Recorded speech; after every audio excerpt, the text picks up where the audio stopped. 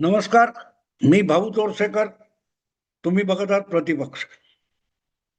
मित्रांनो, सध्याच्या स्थानिक संस्थांच्या निवडणुकांची प्रक्रिया महाराष्ट्रात सुरू झाली आहे आणि त्यानिमित्ताने ज्या राजकीय घडामोडी घडतायत, ज्या बातम्या येत आहेत, त्या बघितल्यानंतर त्यामध्ये एक गोष्ट मला जाणवली की शरद पवार ज्यांनी जवळजवळ 4-5 दशकं महाराष्ट्राच्या राजकारणावर आपलं प्रभुत्व गाजवलं होतं, ते शरद पवार हळूहळू मराठी किंवा महाराष्ट्राच्या राजकारणातून अंतर्धान पावणार काय असं म्हणायची पाळी आलेली आहे. कारण आता त्यांचं समर्थन करणारे लोक सुद्धा हळूहळू करत पवार महाराष्ट्राच्या राजकारणात अगतिक किंवा इररिलेव्हंट होत आहेत की काय अशी चर्चा करायला लागलेली. पहिली गोष्ट म्हणजे पवारांनी 5-6 वर्षापूर्वी जी महाविकास आघाडी 2019च्या निवडणुकीनंतर बनवली होती, तो पवारांचा सगळ्यात मोठा मास्टर स्ट्रोक मानला गेला होता की युती म्हणून निवडणूक उद्धव ठाकरेंनी जिंकली होती, पण मुख्यमंत्री पदाचा हव्यास धरला आणि त्यासाठी एकही दिवस भाजपसोबत न राहता मुख्यमंत्री होण्यासाठी उद्धव ठाकरे यांनी काँग्रेस बरोबर शरद पवारांबरोबर हात मिळवणी केली आणि त्यासाठीचा पुढाकार घेणाऱ्या व्यक्तीचं नाव शरद पवार होतं. कसं आपण डाव फिरवला, देवेंद्र फडणवीसांना कसा धोबी पछाड दिला वगैरे ह्याची कौतुक 5 वर्ष आपण ऐकत आलो. पण गेल्या विधानसभा निवडणुकीनंतर 1 वर्षापूर्वीच्या ज्या प्रकारे शरद पवारांच्या पक्षाची दुर्दशा झालेली आहे, एक तर पक्ष फुटला होता, पण त्यातून जो थोडाफार सावरला होता लोकसभा निवडणुकीच्या काळामध्ये, तो अवघ्या 6 महिन्यात जमीनदोस्त होऊन गेला आणि शरद पवारांच्या आयुष्यातली सगळ्यात कमी आमदार संख्या 1 वर्षापूर्वी विधानसभा निवडणुकीतून समोर आली. आज अशी परिस्थिती आहे की ज्या काय महापालिका स्थानिक संस्थांच्या निवडणुका होणार आहेत, त्या निवडणुकांनंतर शरद पवारांचा पक्ष टिकेल का याची चर्चा मीडियामध्ये होणं ही छोटी गोष्ट नाही. महाराष्ट्राच्या राजकारणातली ही सगळ्यात मोठी गोष्ट आहे.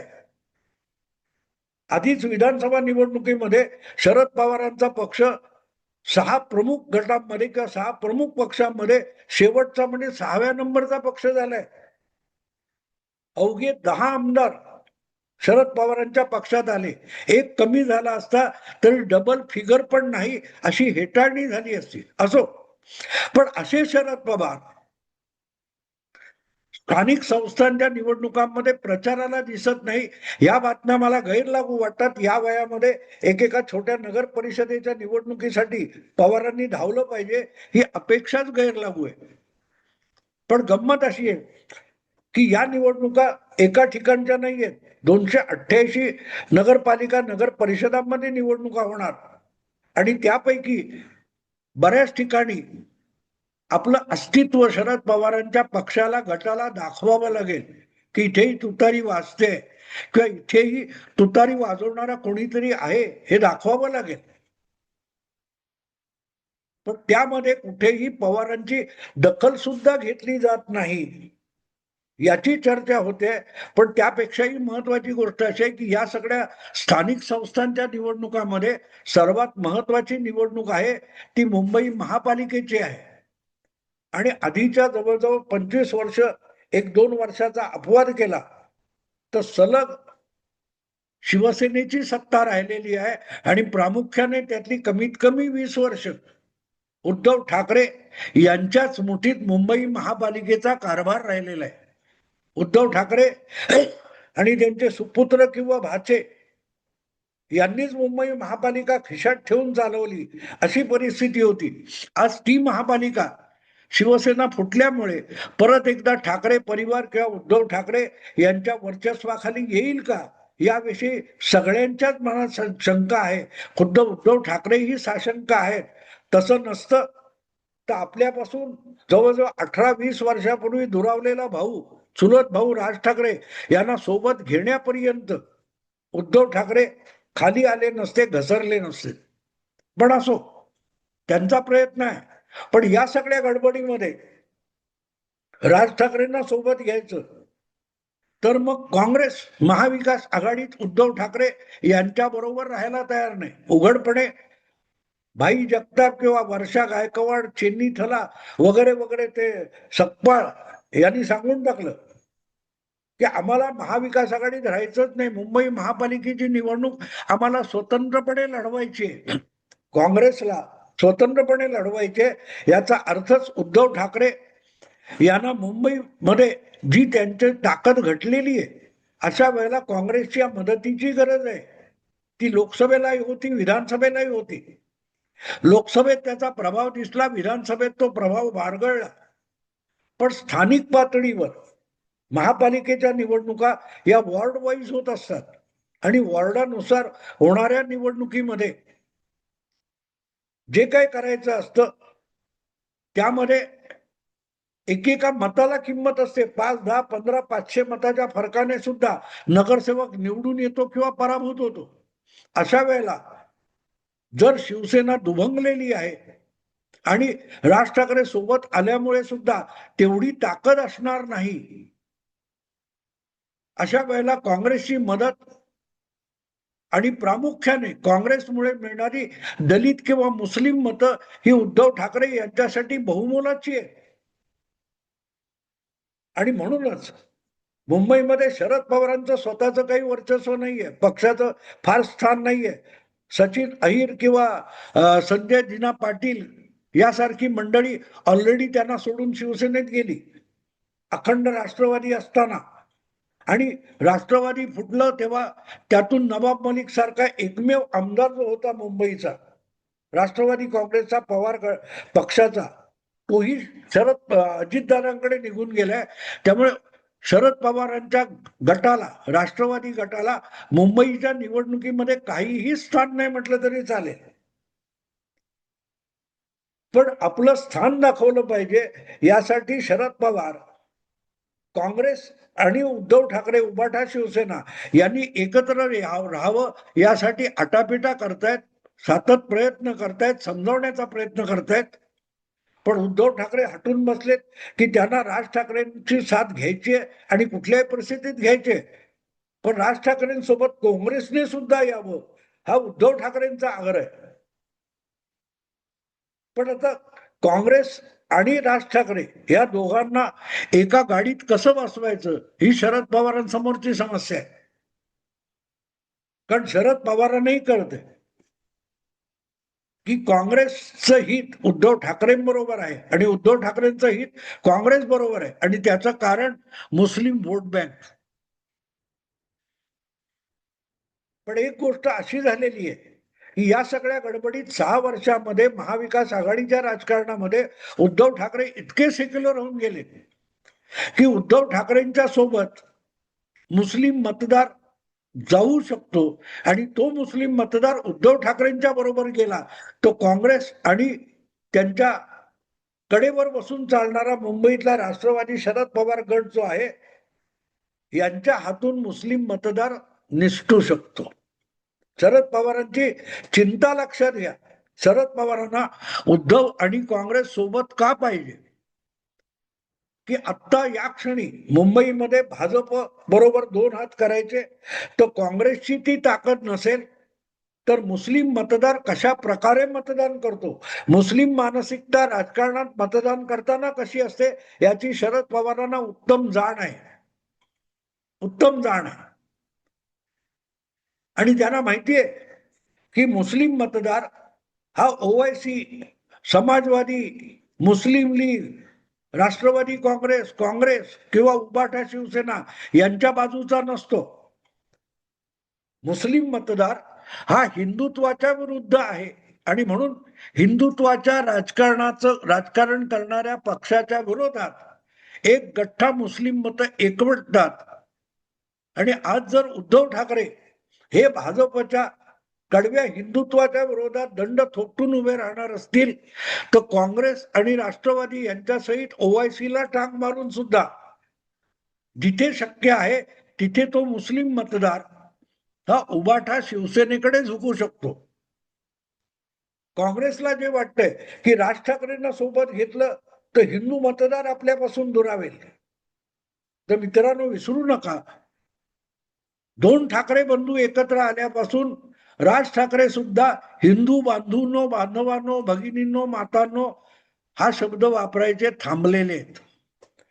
त्यामुळे राज ठाकरे आणि उद्धव ठाकरे ह्या ठाकरे बंधूंचं महापालिका निवडणुकीतलं जे राजकारण आहे ते राजकारण मुस्लिम तुष्टीकरणाचं होत जाणार आहे आणि मुस्लिम व्होट बँक आपल्या बाजूने ठाकरे बंधूंच्या बाजूने यावी अशी वाटचाल करणार आहे. लक्षात घ्या, या संदर्भामध्ये बोलताना आपली मतं जातील याची चिंता, मुस्लिम मतं आपली सैल होऊ शकतात याची भीती अबू आझमींना सुद्धा वाटलेली आहे.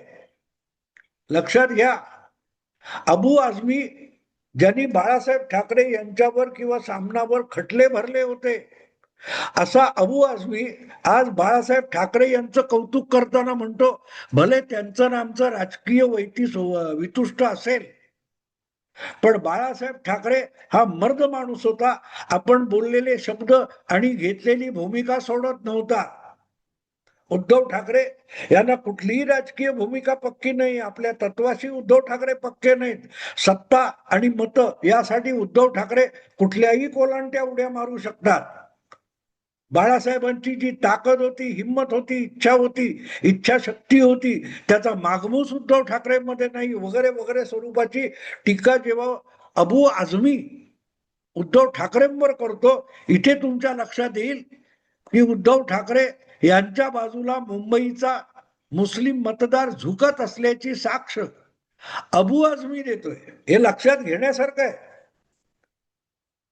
आणि त्यामुळे आपण महाविकास आघाडी करताना भाजपला सत्तेबाहेर बसवायचं म्हणून जे काय राजकारण केलं, त्यामध्ये उद्धव ठाकरेंना भाजपच्या विरोधात उभं करताना प्रामुख्याने मुंबईतला मुस्लिम मतदार हा अलगद उचलून उद्धव ठाकरेंच्या झोळीत टाकला.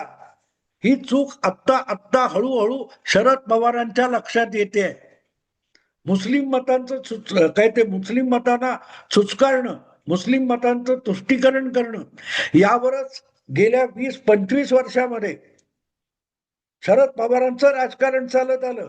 अगदी औरंगजेबाचं कौतुक, औरंगजेबाला सुफी संत म्हणणं, टिपू सुलतानाचं कौतुक करणं, हे सगळं काय होतं.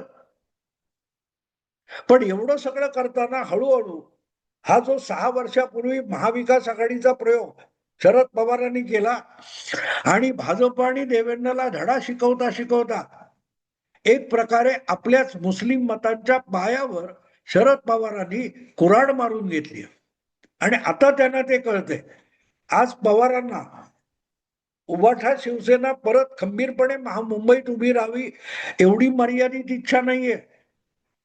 काँग्रेस आणि उभाठा एकत्र आले पाहिजेत आणि वेळ आलं तर राज ठाकरेलाही सोबत घेण्याची तयारी काँग्रेसने केली पाहिजे, यासाठी शरद पवार आग्रही आहेत. तर त्यामागचं कारण लक्षात घ्या की आज मुंबईच्या परिसरातल्या मुस्लिम मतदारासाठी सगळ्यात आक्रमक भाजप विरोधातला नेता जर उद्धव ठाकरे असतील तर मुस्लिम वोट बँक आज काँग्रेसकडे उरलेली नाही. एक प्रकारे शरद पवार काँग्रेसला सावध करतायत असंही म्हणता येईल. जर काँग्रेस उभाठा बरोबर महाविकास आघाडीत राहिली नाही मुंबई महापालिका निवडणुकीत आणि स्वतंत्र लढली तर त्यांना 50 जागा मिळवणं, 25 जागा मिळवणं सुद्धा शक्य नाहीये. पण जागा कमी होणं, अधिक होणं ही गोष्ट दुय्यम आहे. दीर्घकाळ मुंबईमध्ये आता सुद्धा गेल्या विधानसभा निवडणुकीत बघितलं तर 3 काँग्रेसचे आमदार आहेत. त्यातले 2 आमदार हे मुस्लिम बहुल विभागातून निवडून आलेले आहेत. अस्लम शेख आणि तो काय तो त्याचं नाव विसरलो, अमीन पटेल. मराठी वस्तीमध्ये धारावीची दलित वस्ती, मुस्लिम वस्ती सोडली तर काँग्रेसला मुंबईत प्रभाव क्षेत्र उरलेलं नाही. अशा वेळेला स्वबळावर लढण्याच्या नादामध्ये मुस्लिम मतदार भाजपला हरवण्यासाठी मतं देतो, हे लक्षात घ्या. काँग्रेसला मतं देत नाही, हे लक्षात घ्या.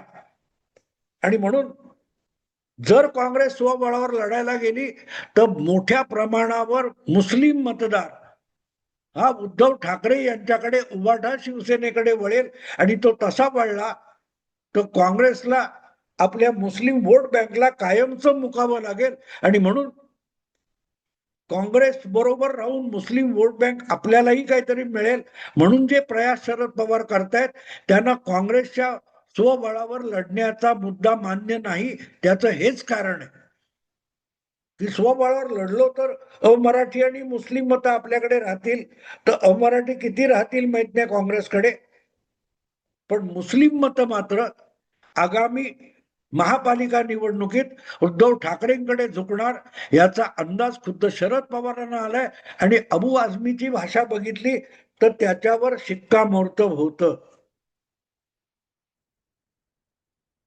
आता शरद पवारांना रिअलाइज होत असेल की आपण देवेंद्र फडणवीसला सत्तेपासून वंचित ठेवायचा म्हणून युती फोडली, उद्धव ठाकरेंना इकडे आणलं आणि नुसतं उद्धव ठाकरेंना मुख्यमंत्री पदावर बसून त्यांना हिंदुत्वाच्या राजकारणातून बाहेर काढलं आणि शिवसेना खच्ची केली. पण ती करता करता आपल्याच वोट बँकेवर दरोडा घालण्याची संधी उद्धव ठाकरेंना आपण उपलब्ध करून दिली याचा पश्चाताप आता शरद पवारांना होत असेल. लक्षात ठेवा 1995ला जेव्हा समाजवादी पक्ष 90ला 95ला काय तर झाला, अबू आझमी सारखी मंडळी त्यात गेली, मुस्लिम लीगचे नगरसेवक समाजवादी पक्षात गेले होते, ते हळूहळू सरकत शरद पवारांकडे आले, समाजवादी पक्ष आपलं राष्ट्रवादी पक्षात आले, नवाब मलिक वगैरे हे मूळचे समाजवादी म्हणजे त्या अबू आझमीच्या पक्षातले होते. त्यामुळे मुस्लिम मतदार हा भाजपला हरवण्यासाठी मतदान करतो आणि जर आज सगळ्यात आक्रमक ठाकरे बंधू भाजपच्या विरोधात कंबर कसून उभे राहणार असतील तर तो मुस्लिम मतदार आपल्या हातून निसटला याची भीती एकाच वेळेला अबू आझमी आणि शरद पवारांना सुद्धा वाटते आणि मग शरद पवारांना रिअलाइज होत असेल की महाविकास आघाडी बनवताना आपण तात्पुरता फायदा बघितला पण दीर्घकाळ नुकसान केले. आपण आधीच अल्पसंख्य असलेल्या मुस्लिम समाजाच्या वोट बँकेवर राजकारण करत होतो आणि त्याच्यात कारण नसताना उद्धव ठाकरे हा एक नवा भागीदार आपण आणला आणि आता तोच भागीदार अख्खी मुस्लिम वोट बँक घेऊन जाईल का याची भीती पवारांना सतावते आणि म्हणून मला असं वाटतं की गेल्या 25-30 वर्षाच्या राजकारणात शरद पवारांनी केलेली सगळ्यात मोठी चूक असेल तर ती 2019 मध्ये युती फोडून उद्धव ठाकरेंना इकडे आणणं आणि त्यांना एक प्रकारे मुस्लिमांच्या गळ्यातला मुस्लिम वोट बँकेच्या गळ्यातला ताईत बनवणं ही शरद पवारांची अलीकडल्या काळातली सगळ्यात मोठी चूक होती. आत्ता थांबतो. आवडलं लाईक करा, शेअर करा आणि प्रतिपक्षाला सबस्क्राईब करा. नमस्कार.